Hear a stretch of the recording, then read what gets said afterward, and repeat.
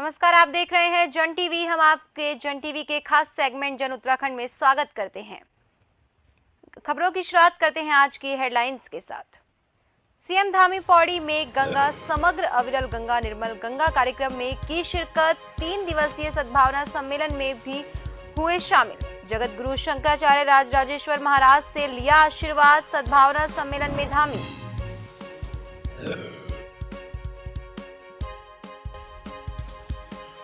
अतीक अहमद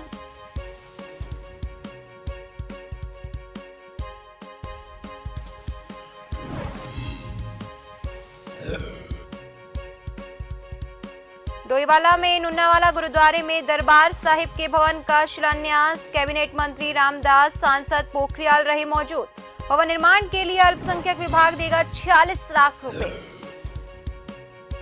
चारधाम यात्रा के लिए ऑफलाइन पंजीकरण की सुविधा हुई शुरू। साधु संत और आम श्रद्धालु हरिद्वार और ऋषिकेश में करा सकेंगे रजिस्ट्रेशन।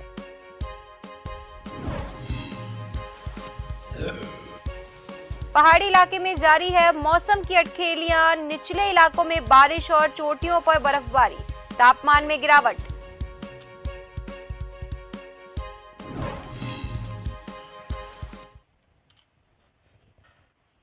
और अब खबरें विस्तार से। उत्तराखंड सीएम पुष्कर सिंह धामी आज टिहरी गढ़वाल पहुंचे। यहां उन्होंने नाग देवता मंदिर में मूर्ति स्थापना और अन्य आयोजित कार्यक्रमों में शिरकत की। उन्होंने कहा कि पीएम मोदी के मार्गदर्शन में हम उत्तराखंड में सभी धार्मिक स्थलों को पर्यटन स्थलों के रूप में विकसित कर रहे हैं, ताकि हम अपने युवाओं को रोजगार के अवसर प्रदान कर सके, जिससे पलायन रुके और हमें आत्मनिर्भर बनने में मदद मिले। हमें उम्मीद है कि 22 अप्रैल को शुरू होने वाली चारधाम यात्रा पिछले साल की तुलना में भव्य होगी, और क्योंकि यह यात्रा उत्तराखंड की जीवन रेखा है, इसीलिए हम इसे सुरक्षित रूप से आयोजित करने के लिए देखेंगे। सौभाग्य है कि मुझे आज इस पवित्र दिन पर, ऐसा पवित्र दिन जब यहाँ पर प्राण प्रतिष्ठा का कार्यक्रम हो रहा हो, ये बहुत ही पावन मौका होता है। ऐसे मौके कभी कभी जीवन में प्राप्त होते हैं, कभी कभी ऐसे मौके आते हैं, और ये जरूर है कि भाई प्रीतम सिंह जी ने और खजानदास जी ने बहुत मुझसे कहा था कि आपको यहाँ पर आना है, लेकिन उसके बावजूद भी एक बात मैं आप सबसे कहना चाहता हूँ कि मैं यहाँ पर आया हूँ, आप सब लोग इतनी बड़ी संख्या में आए हैं, तो जरूर भगवान नागराजा की आप पर भी कृपा है और मेरे पर भी कृपा है, इसीलिए हम लोग यहाँ पर पहुंचे हैं। मुख्यमंत्री पुष्कर सिंह धामी ऋषिकेश के दौरे पर रहे, जहां उन्होंने परमार्थ निकेतन में आयोजित गंगा समग्र अविरल गंगा निर्मल गंगा कार्यक्रम में शिरकत की। इस दौरान सीएम धामी ने कहा कि अविरल गंगा निर्मल गंगा अभियान के तहत गंगा को स्वच्छ रखने के लिए कार्य किए जा रहे हैं, जिसमें गंगा को साफ सुथरा रखने के साथ साथ जल स्रोतों के संरक्षण और संवर्धन भी इसमें शामिल है।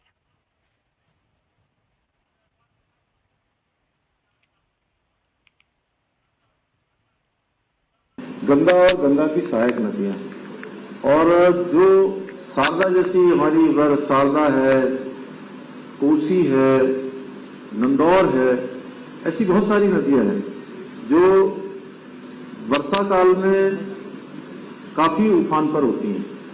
वो भी आगे अंत में मिलती है सब गंगा जी, इसलिए उनकी भी स्वच्छता हो, उसके लिए भी हम लोग लगातार प्रयास कर रहे हैं, लगातार अपनी जो चीजें हैं उसको आगे बढ़ा रहे हैं। आज मोदी जी के नेतृत्व में गंगा को निर्मल और स्वच्छ बनाने के लिए तो पहली बार यह अभियान देश के अंदर चलाया गया और 20,000 करोड़ का एक फंड बनाया गया। लेकिन मैं एक बात जरूर कहना चाहता हूं कि ये जो भगीरथ प्रयास आप सबके एकत्रीकरण से हो रहा है, आदरणीय भाई साहब रामसिंह राय जी के मार्गदर्शन में हो रहा है, ये वास्तव में जो समग्र गंगा का जो हमारा संकल्प है, उसको तभी सिद्धि तक हम लोग पहुंचेंगे जब हम सब लोग इसमें पूरे मनोयोग के साथ लगकर जिसकी जहां पर जैसी भूमिका है उस भूमिका का निर्वहन करेंगे। उत्तराखंड के मुख्यमंत्री पुष्कर सिंह धामी पौड़ी पहुंचे। यहां धामी ने गंगा समग्र अविरल गंगा निर्मल गंगा कार्यक्रम में शिरकत की। इस दौरान उन्होंने जनता को संबोधित भी किया।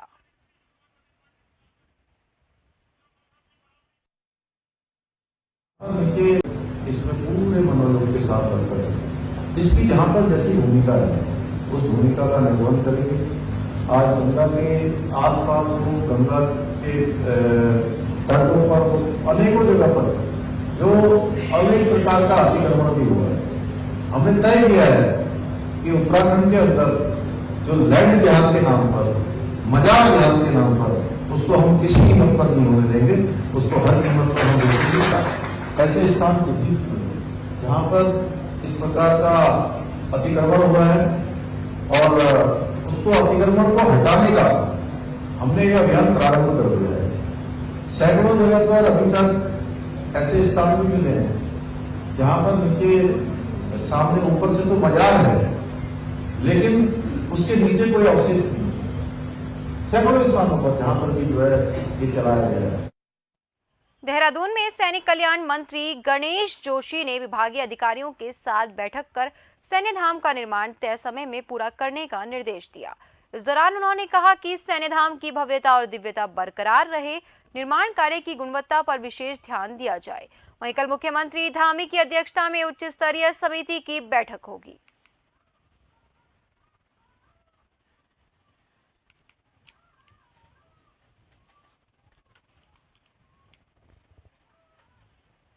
इक्कीस अप्रैल को सीएम से मिलेगा राष्ट्रीय पुरानी पेंशन बहाली संयुक्त मोर्चा। रविवार को मोर्चे की कोर कमेटी की बैठक में लिया गया निर्णय। प्रांतीय कार्यकारी अध्यक्ष जयदीप रावत ने कहा, पुरानी पेंशन बहाली के मुद्दे पर सरकार की ओर से वार्ता का न्योता। कार्यक्रम के तहत मुख्यमंत्री, विधायक और मंत्रियों को भेजा गया था ज्ञापन।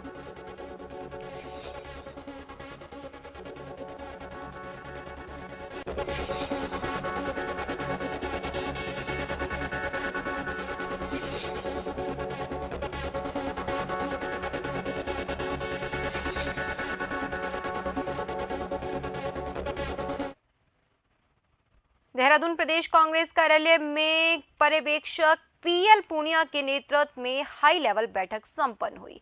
इस बैठक में प्रदेश अध्यक्ष करण महाराज सहित कांग्रेस के अधिकारी शामिल हुए थे। वहीं बैठक खत्म होने के बाद बैठक से बाहर निकले द्वारा हाट से कांग्रेस विधायक मदन बिष्ट ने प्रदेश प्रभारी पर कई गंभीर सवाल उठाते हुए कहा कि प्रदेश प्रभारी पूरे पार्टी का प्रभारी होता है, न कि कुछ व्यक्तियों का। साथ ही उन्होंने ये भी कहा कि विधानसभा चुनाव हारने के बाद जब प्रदेश अध्यक्ष के नेतृत्व में परिवर्तन किया गया तो क्यों नहीं प्रदेश प्रभारी देवेंद्र यादव को भी उनके पद से हटाने का काम किया गया।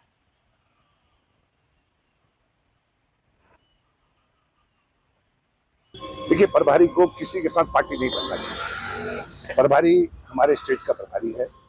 ये नहीं कि वो 4 लोगों के साथ में रह के या 4 लोगों की बात को रह के उनका वो करे।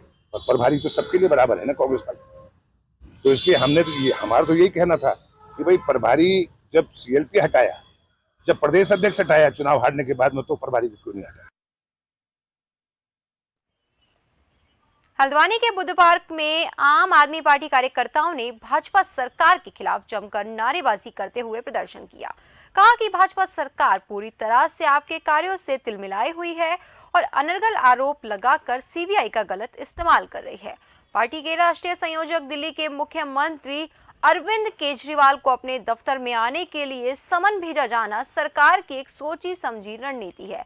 इस मौके पर प्रदेश संगठन सचिव समित टिक्कू ने कहा कि सच्चे और ईमानदार छवि वाले सीएम अरविंद केजरीवाल को सिर्फ और सिर्फ परेशान करने की ये एक साजिश है।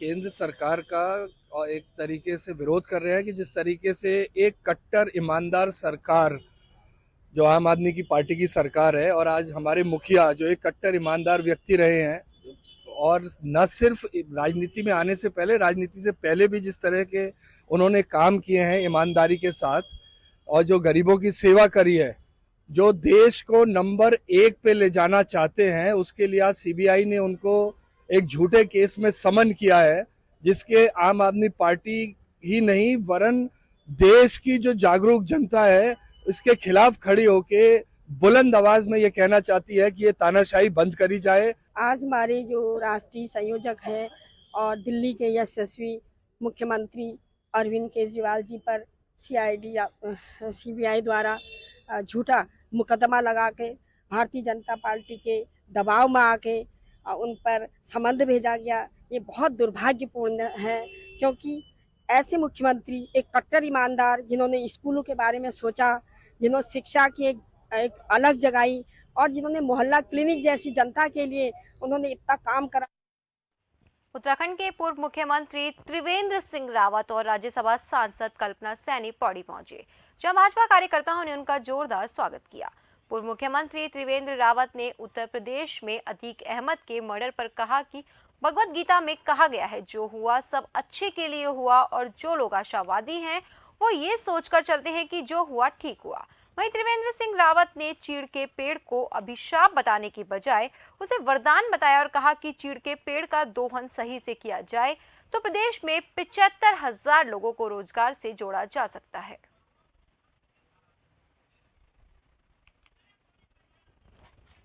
केस में बड़े अध्ययन की जरूरत है और जो चीड़ का पेड़ है उसकी हर चीज़ बहुत ही काम की है और इस पर बहुत बड़ा काम किया है इंडोनेशिया में। पिरुथानी केमिकल्स करके वहाँ पर एक उद्योग है, केमिकल बेस्ड इंडस्ट्री है और उसका बेस मटेरियल जो चीड़ है और वो बाकायदा चीड़ की फार्मिंग करते हैं। जैसे हमारे यहाँ अन्य पौधे लगाए जाते हैं, फसलें बोई जाती हैं, उसी तरह से वो चीड़ की फार्मिंग करते हैं और उससे आज वो लगभग 125 के लगभग आइटम वो बना रहे हैं। निकाय के चुनाव तो है ही, पर 2024 में एक मिशन के रूप में अगर हम काम करेंगे तो वो दिन वास्तव में दूर नहीं होगा। हमने 14 से 19 में 5 करोड़ को बढ़ाया, इसे हम 5 करोड़ और बढ़ा सकते। पर्यटन के साथ साथ चिकित्सा और शिक्षा, इन दोनों को भी अच्छी तरह से पढ़ाएं। इसी के साथ खबरों में वक्त तो चला एक छोटे से ब्रेक का, जल्द लौटेंगे, जुड़े रहिए जन टीवी के साथ।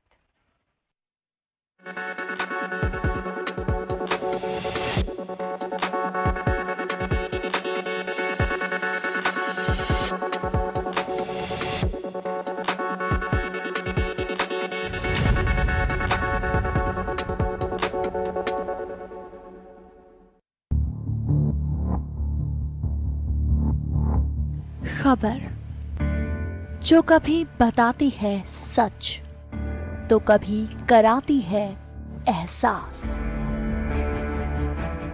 खबर जो है कुछ खास। खबर ही तो है जो कभी बनती है राजनीति से तो कभी व्यापार से, कभी आती है खेल से तो कभी मनोरंजन से,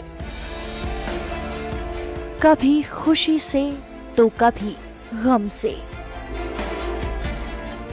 हाँ, खबर ही तो है। खबर थमती नहीं और ना ही थमेंगे हम, क्योंकि हम हैं जन टीवी, जन जन की आवाज।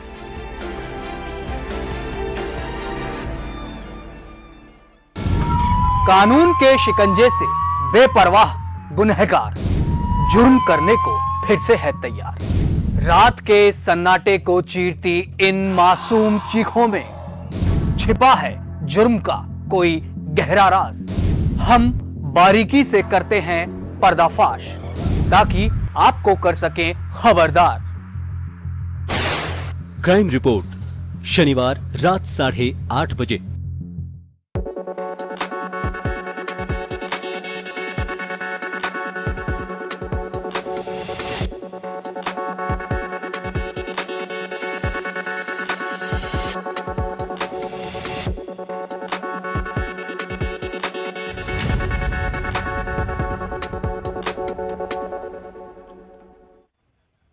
प्रयागराज में हुई माफिया अतीक अहमद और उसके भाई अशरफ की हत्या के बाद राजनीतिक दलों के अलग अलग बयान सामने आ रहे हैं। हरिद्वार पहुंचे पूर्व केंद्रीय मंत्री और सांसद रमेश पोखरियाल निशंक ने हत्याकांड को लेकर कहा कि देश को इन सब से मुक्ति मिल रही है। यूपी के मुख्यमंत्री योगी आदित्यनाथ ने भ्रष्टाचार और डर फैलाने वालों के खिलाफ पूरी ताकत से काम किया है।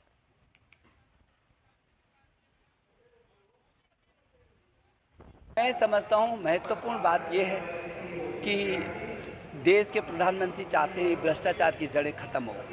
देश के प्रधानमंत्री चाहते हैं ये बेईमानी, भ्रष्टाचार, गुंडागर्दी और ये माफिया तंत्र खत्म हो।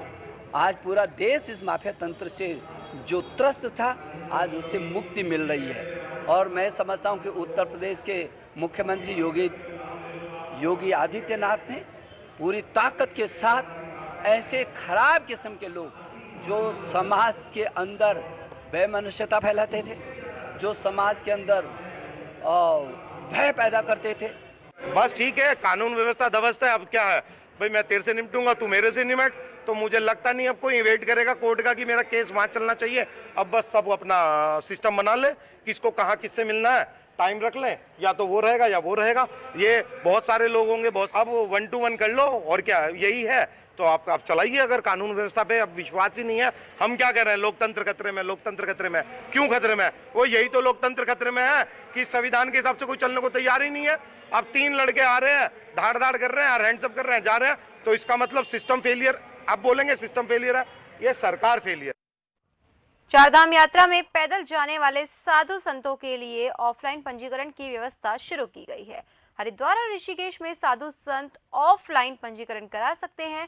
बिना पंजीकरण आने वाले तीर्थयात्री भी ऑफलाइन काउंटर पर पंजीकरण करा सकेंगे।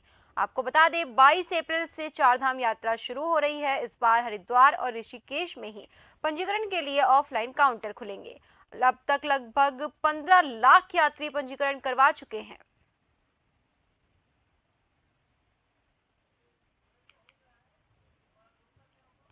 डोईवाला के नुन्नावाला गुरुद्वारे में दरबार साहिब के भवन का शिलान्यास किया गया। इस दौरान कार्यक्रम में कैबिनेट मंत्री चंदन रामदास, सांसद रमेश पोखरियाल और अल्पसंख्यक आयोग के अध्यक्ष आरके ने शिरकत की, जहां बड़ी संख्या में सिख समाज के लोग मौजूद रहे। आपको बता दें, नुन्नावाला गुरुद्वारे में अल्पसंख्यक विभाग की ओर से भवन निर्माण के लिए 86 लाख रुपए की धनराशि दी गई है। अल्पसंख्यक विकास निधि के माध्यम से हम प्रदेश के जो अल्पसंख्यक विभाग से जुड़े हुए जो पवित्र स्थान हैं, उनके सौंदर्यीकरण के लिए, उनके निर्माण के लिए हम अल्पसंख्यक कल्याण निधि से पैसा देते हैं। इसी निमित्त इस गुरुद्वारे के लिए भी हमने लगभग 84 लाख रुपया स्वीकृत किया है, जिसका आप विधिवत ढंग से गुरुद्वारा प्रबंध समिति की ओर से आज यहाँ पर शिलान्यास के कार्यक्रम हुए हैं। इसके अतिरिक्त भी कई योजनाओं को आज हमने शिलान्यास और लोकार्पण किए हैं। मैं इस विभाग की ओर से अपने प्रदेश के सभी जनता का और अल्पसंख्यक से जुड़े हुए सभी संस्थाओं को बहुत बहुत बधाई देता हूँ। करोड़ों करोड़ों रुपए के शिलान्यास और उद्घाटन यहाँ पर हुए हैं और इस गुरुद्वारा प्रबंध समिति का ये विशाल हॉल बना है। बहुत सारे निर्माण काम इसमें हुए हैं। मुझे लगता है कि जो देश के प्रधानमंत्री ने कहा कि सबका साथ, सबका विकास, सबका विश्वास और सबके प्रयास, ये जो अभियान है इसको ऊंचाइयाँ मिल रही हैं और इसीलिए इतने सारे काम हो रहे हैं। ये गुरुद्वारा या भारत की संस्कृति के प्राण है। ये देश की एकता और अखंडता के भी सूत्र हैं। सोमेश्वर विधानसभा क्षेत्र के बसौली ताकुला में लोक प्रबंध विकास संस्था की ओर से स्वच्छता अभियान चलाया जा रहा है। अभियान के तहत जागरूकता रैली, अजैविक कूड़ा एकत्रीकरण के साथ ही कठपुतली कार्यक्रम के माध्यम से ग्रामीणों को जागरूक किया जा रहा है। स्वच्छ गांव स्वस्थ गांव की थीम पर आधारित इस अभियान के तहत अब तक भकूना, हड़ौली, झाड़कोट, सुनौली, पाटिया और डोटियाल गांव में कार्यक्रम हो चुके हैं।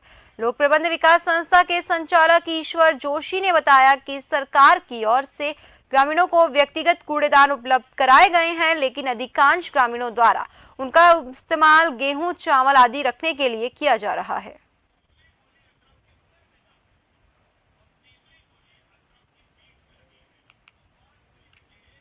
हरकी पौड़ी क्षेत्र के सीसीआर टावर के पास नाम बदल रहे ठेकेदारों को श्री गंगा सभा के स्वागत मंत्री डॉक्टर सिद्धार्थ चक्रपाणी और गंगा सेवक दल के सचिव उज्जवल पंडित ने पुलिस के सुपुर्द किया और उनके ठियों को हटवा दिया। श्री गंगा सभा के पदाधिकारियों को जानकारी मिली थी कि कुछ लोगों ने टीए जमा किए हैं, यहाँ इसी की आड़ में कई गैरकानूनी कर रहे हैं।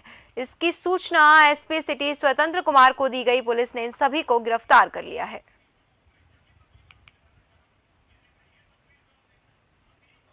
मुस्लिम लोग अपनी दुकान लगाकर बैठे हुए हैं। जब हम यहाँ मौके पे आए तो एक प्रसाद की दुकान पर ये सईद अहमद नाम का लड़का बैठा हुआ था और उसने अपने पिताजी का नाम कल्लन अहमद बताया। तो हमने तुरंत मौके पे पुलिस को बुलाया और पुलिस उसको ले गई और उसका ये जो ठिया विया जो भी लगाया उसको हटवाया जा रहा है। यहाँ पे खड़े हुए थे तो दूसरी सूचना मिली कि एक कोई फरमान नाम का लड़का उधर रोडी बेल वाला पार्किंग में दुकान लगाकर बैठा हुआ है। वहाँ जाकर देखा तो मौके पर 2 दुकान उनकी लगी हुई मिली। उनको भी तुरंत पुलिस बुलाकर मौके पर पकड़वा दिया गया है। क्षेत्र के अंदर हमारा एक बाइलॉज बना हुआ है, कोई भी गैर हिंदू इस पूरे क्षेत्र के अंदर क्षेत्र जो है वहाँ पर किसी भी प्रकार के निवास नहीं कर सकता, कोई जमीन नहीं खरीद सकता। लेकिन कुछ लोग अवैध रूप से नाम बदलकर व्यापार की आड़ में जिस प्रकार से गलत कृत्यों में शामिल हो रहे हैं, इसकी सूचना आज हमें मिली थी और हमने इसका बाकायदा सारी चीज़ें इनको बताकर हटा भी दिया और इसकी सूचना प्रशासन को, पुलिस को, सबको दे दी है। और अगर भविष्य में भी अगर इस प्रकार का दोबारा आता है तो गंगा सभा इसे संज्ञान लेकर पुनः इस प्रकार के लोगों पर कार्रवाई करेगी और ऐसे किसी भी गैर हिंदू व्यक्ति को इस क्षेत्र में नहीं बसने देगी। कारबेट नगरी रामनगर में रविवार को प्राथमिक विद्यालय दुर्गापुरी में उत्तराखंड चैरिटेबल आई अस्पताल रामनगर ने सभासद भुवन सिंह डंगवाल के नेतृत्व निःशुल्क नेत्र जांच शिविर का आयोजन किया गया। शिविर में करीब 150 लोगों ने निःशुल्क नेत्र जांच कराई। शिविर में मरीजों को चश्मे, दवा, आई मेकअप निःशुल्क किया गया। क्षेत्रवासियों ने सभासद भुवन सिंह डंगवाल, उत्तराखंड चैरिटेबल आई अस्पताल के चिकित्सकों का आभार जताया। उन्होंने कहा, इस तरह स्वास्थ्य शिविर लगने से काफी लाभ मिलेगा। दुर्गापुरी प्राथमिक विद्यालय में लगाया जा रहा है। यह ज़्यादातर बच्चों की समस्याओं को देखते हुए लगाया गया है, क्योंकि आज जो बच्चे ज़्यादातर मोबाइल और टीवी का इस्तेमाल कर रहे हैं या ज़्यादा आंखों पर जोर दे रहे हैं, उन बच्चों में ज़्यादातर रेटिना की समस्या और बुजुर्गों में मोतियाबिंद या फिर पानी आना या आंखों में जलन होना गर्मी की वजह से ये एक आम समस्या बन चुकी है। और उसी को देखते हुए आज ये वार्ड नंबर 1, 2, 3 तीनों में सामूहिक रूप से ये कैंप निःशुल्क नेत्र शिविर आई हॉस्पिटल के द्वारा दुर्गापुरी विद्यालय में लगाई गई। जोशीमठ के बड़ा गांव में बैसाखी के शुभ अवसर पर अपने मायके आई मां भगवती 3 दिन रहने के बाद ससुराल लौट गई हैं। इन 3 दिनों में ग्रामीणों ने माता की खूब सेवा भक्ति की। वहीं अंतिम दिवस पर मां भगवती के मायके में एक मेले का आयोजन किया गया है, जिसमें भक्तों का जमावड़ा रहा। इस वर्ष भी ग्राम सभा बड़गांव में मां भगवती अपने मायके में पहुंची है और यहाँ पे आज मां भगवती के ये जो भाव देवता और दामोदर देवता की जो संकुटा है, उन्होंने गाँव में प्रत्येक घर पे जाकर के अर्पण किया है। कुछ समय पश्चात यहाँ से अब छोटा सा आज मेला लगा है। इस मेला के बाद माता अपने ससुराल की ओर प्रस्थान करेगी और सभी भक्त माता के साथ माता को विदाई देने के लिए माता मृत्यु मंदिर तक पहुँचते हैं।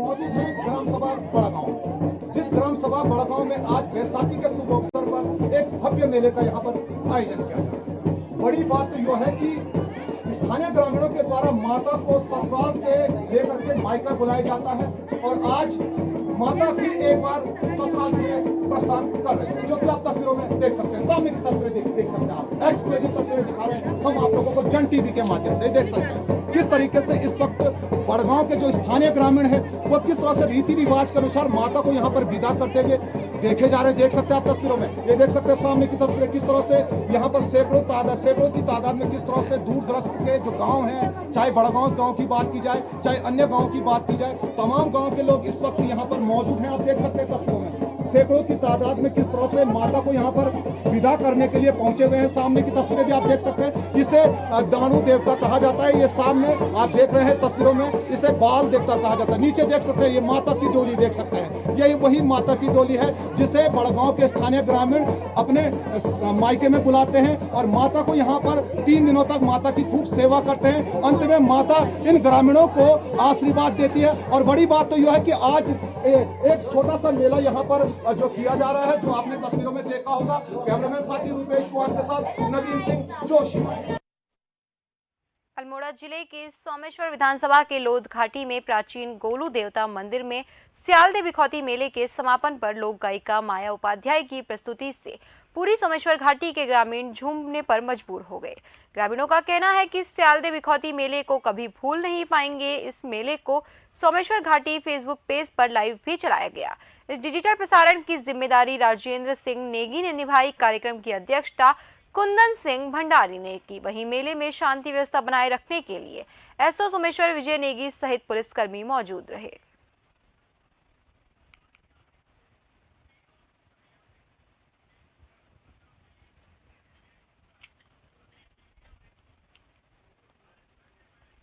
पिछले 2 सालों से यंग इंडिया के बोल सीजन की भाषण प्रतियोगिता का कार्यक्रम पूर्व की भांति इस बार भी किया जा रहा है। यूथ कांग्रेस के प्रदेश उपाध्यक्ष मीमांसा आर्य ने बताया कि पहले भी देश और प्रदेश के लोगों ने हिस्सा इसमें लिया है और इस बार भी युवाओं में खासा उत्साह इसको देखते हुए है। इस प्रतियोगिता में शामिल होने के लिए कांग्रेस की विचारधारा रखने वाले भाग ले सकते हैं और बताया कि जो प्रतियोगी प्रतियोगिता में चयनित होंगे और जीतेंगे उनको ट्रॉफी से सम्मानित किया जाएगा और राष्ट्रीय स्तर के लिए भेजा जाएगा। राष्ट्रीय स्तर के हमारे प्रवक्ताओं का चयन किया जाता है